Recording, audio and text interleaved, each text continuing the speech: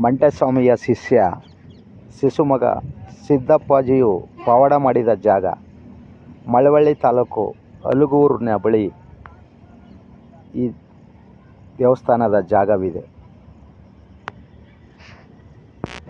ಇದೇ ಜಾಗದಲ್ಲಿ ಸಿದ್ದಪ್ಪಾಜಿಯು ಪಾಂಚಾಳದವರ ಕಬ್ಬಿಣ ಭಿಕ್ಷೆಯನ್ನು ಬೇಡಲು ಬಂದು ತನ್ನ ಪವಾಡವನ್ನು ಮಾಡಿ ಪ್ರಸಿದ್ಧಿಯಾದ ಜಾಗ.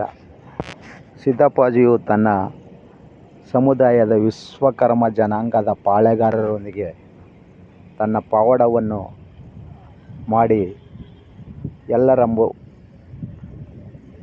ಮನಸ್ಸನ್ನು ಬದಲಾಯಿಸಿದ ಜಾಗ. ಬಹುಶಃ ಆಗಿನ ಕಾಲದಲ್ಲಿ ಕಬ್ಬಿಣಕ್ಕೆ ಚಿನ್ನಕ್ಕಿಂತಲೂ ಬೆಲೆ ಇತ್ತು ಎಂಬುದು ಕಂಡುಬರುತ್ತದೆ. ಸಿದ್ದಪ್ಪಾಜಿಯು ಕಬ್ಬಿಣವನ್ನು ಪಡೆದು ತನ್ನ ಭಕ್ತರುಗಳಿಗೆ ನೀಡಿದ ಎಂಬುದು ಜನಗಳ ನಂಬಿಕೆ.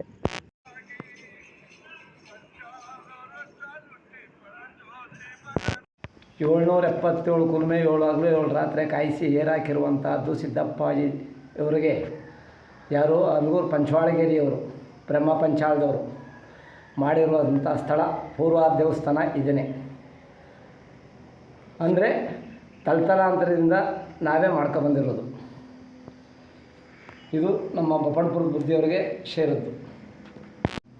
ಸಿದ್ದಪ್ಪಾಜಿಯವರಿಗೆ 777 ಕುಲುಮೆ 7 ಹಗಲು 7 ರಾತ್ರಿ ಕಾಯಿಸಿ ಕೊಪ್ಪರಕ್ಕೆ ಕಾದಗಟ್ಟಿ ಕಾಲ್ಗೆ ಹಾಕಿರೋದು, ಕತ್ತಿಗೆ ಹಾಕಿರೋದು ಎಲ್ಲ ಇಲ್ಲೇ ಇರೋದು. ಎದೆ ಮೇಲೆ ಏರಿರೋದು ಇಲ್ಲೇ. ಕುಂಡಿಸಿರೋದು ಚಿಲ್ಲಾಪುರದಲ್ಲಿ ಹೋಗಿ ಬಿದ್ದಿರೋದು. ಒದ್ದಾಗ ಅಲ್ಲೋಗಿ ಬಿದ್ದಿರೋದು.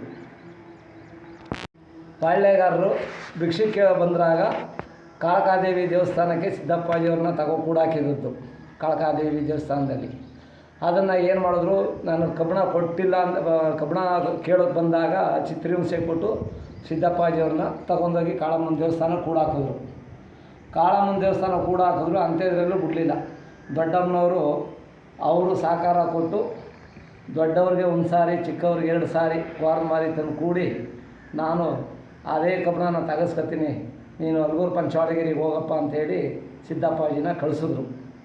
ಕಳಿಸಿ ಈ ಪವಾಡವೆಲ್ಲ ಗೆದ್ದು ಚಿಕ್ಕಳ್ಳಿ ಗ್ರಾಮ ಚಿಕ್ಕಲ್ಲೂರು ಮಾಡ್ಕೊಂಡು ಸಿದ್ದಪ್ಪಾಜಿ ಚಿಕ್ಕಳ್ಳಿ ಗ್ರಾಮ ಚಿಕ್ಕಲ್ಲೂರು, ದೊಡ್ಡಮ್ಮ ಮುಕ್ನಳ್ಳಿ ತೋಪು, ರಾಜಪ್ಪಾಜಿ ಚೆನ್ನಾಜಮ್ಮಳು ಕಬಡ್ಡಿ ಕೈಲಾಸ. ಇಷ್ಟೇ ನೋಡಿ ಸ್ವಾಮಿ. ಹೆಬ್ಬಾರೆ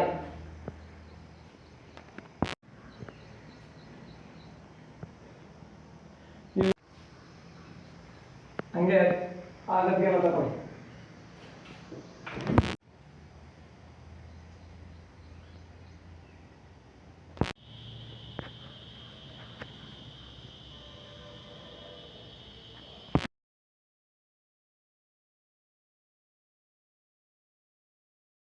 ಕಾದಗಟ್ಟಿ ಪವಾಡ ಮಾಡಿರೋದು ಇದನ್ನೇ. ಕೆಳಗಡೆ ಇರೋದು ಕಾಲ್ಗೆ ಹಾಕಿರೋದು, ಇದು ಕತ್ಗೆ ಹಾಕಿರೋದು, ಇದು ಎದೆ ಮೇಲೆ ಏರಿರೋದು, ಇವೆಲ್ಲ ಅಡಗಲ್ಲು ಕೈ ಕೊಟ್ಟಿರೋದು.